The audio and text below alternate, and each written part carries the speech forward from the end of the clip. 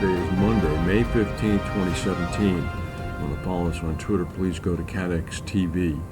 Well, Friday afternoon in the United States, news began to circulate of a massive cyber attack. Initially, apparently, press reports were indicating it was first being noticed in the United Kingdom within the computer systems of the National Health Service, leading to the closure of numerous hospitals around the British Isles. Surgeries and operations were rescheduled quickly as systems had been compromised by hackers that were coming in through a gap in the Microsoft XP operating program. Microsoft had circulated a patch in March, but apparently a number of clients did not upgrade their systems. What ended up occurring is that the hack ended up being felt on a global basis by disparate companies such as Federal Express, Telefonica in Spain, Nissan Motor, and Renault in France. Apparently, at some point Friday afternoon, a researcher in Britain had done something that ended up releasing a security patch by activating a kill switch on an internet domain that prevented the future propagation of the worm. There is belief that there's a high probability that Russian language cybercriminals are behind the attack. A number of the initial attacks ended up with ransomware notes saying that the data would be freed and returned to the user if Bitcoin ransoms were paid. This is obviously attaining a significant amount of intelligence interest right now, and at this point tomorrow I suspect we'll know quite a bit more. One thing that we do know a lot about is that AIG, American International Group, just this morning has confirmed that it has appointed former ACE and Marsh McLennan CEO Brian Duperreault as its new president and CEO. He has resigned as chairman and CEO of Hamilton Insurance Group and is replacing outgoing AIG chief executive Peter Hancock today.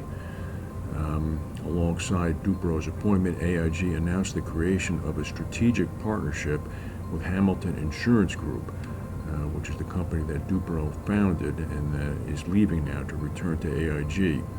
AIG is going to pay Hamilton $20 million to secure Duperreault's release. It's also providing Duperreault a one-off cash award of $12 million as compensation for lost equity awards at Hamilton. And in addition, he's going to receive $1.5 million stock options that are going to vest over a 7-year period. Duperreault returns to AIG after a 23-year hiatus. He began his career there in 1978.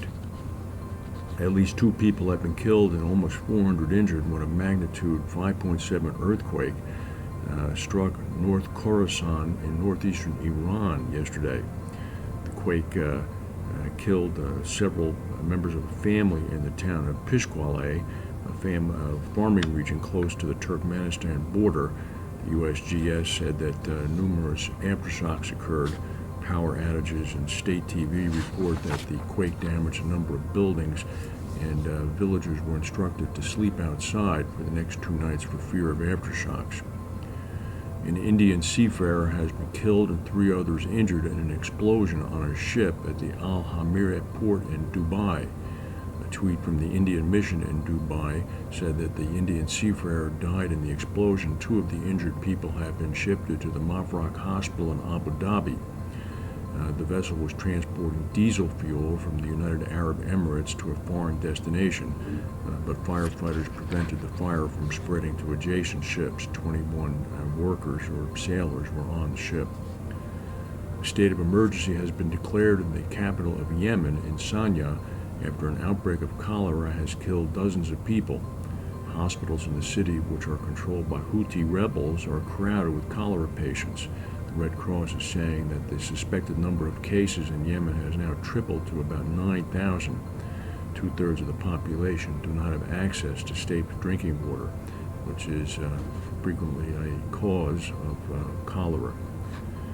The new French President Emmanuel Macron was sworn in yesterday and rode down the Champs-Élysées in a military vehicle. He's beginning his first day with picking a prime minister as the first thing on his to-do list. And he's also has popped up in Berlin. He flew to Berlin on his first official trip to meet with Chancellor Angela Merkel. The visit to Mrs. Merkel is expected to be a cordial one, with President Macron having strong pro-EU views.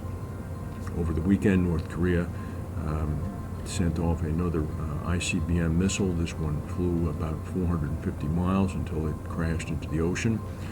And as well in the United States, continued fallout occurs after President Trump's sacking of the FBI director. That's the news for today. If we have any breaking news, we'll come back and tell you. Thank you for watching, and we'll see you tomorrow.